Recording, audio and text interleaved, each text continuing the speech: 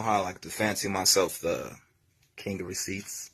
And I always say the mind is all, the universe is mental. And whenever, you have a thought, they become things because, your emotions are energy in your body. And that energy is releasing chemicals also in the body that's going to produce a thought.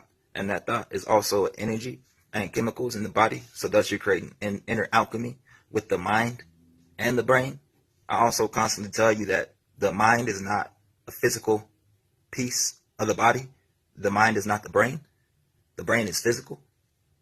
The mind is the unseen. And that thoughts become things.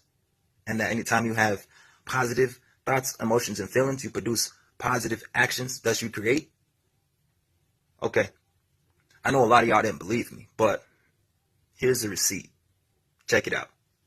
If you want to succeed in life, you have to understand this one thing. There is an energy field all around you. Science tells you this. But what they don't tell you is that there is a field of mind surrounding you. The mind is not the brain. The brain is a physical manifestation of the mind. Surrounding you right now is a vast field of mind filled with infinite thoughts of the universe. We don't create thoughts, we receive them based on our mind set, whatever we set our mind to. And the pineal gland is the radio receiver for this mental field and how we interact with the mental field. The way thoughts express themselves is like a tree pattern. If you set your mind to the thought of a triangle, that triangle is linked like a chain to another thought, to the number 3, for example. Then the number 3 will lead you to another thought, for example, thought, emotion, action. Then that will lead to another thought, which will lead to creation, how you create. So thoughts act like a chain effect. You think of one and it opens up a branch to all the related character of thoughts. Therefore, if you start to set your mind on negative things, you will lead yourself down a chain of thought to all the negative possible outcomes to the character of that thought. Before I present a lecture to my private community, Ethereal University,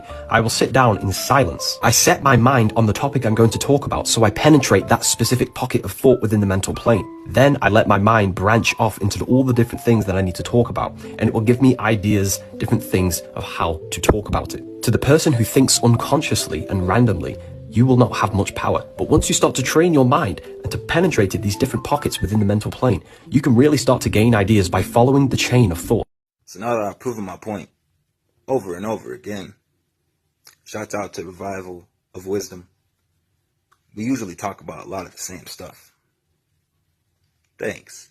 And if you're really rocking with me, send me $5. Peace.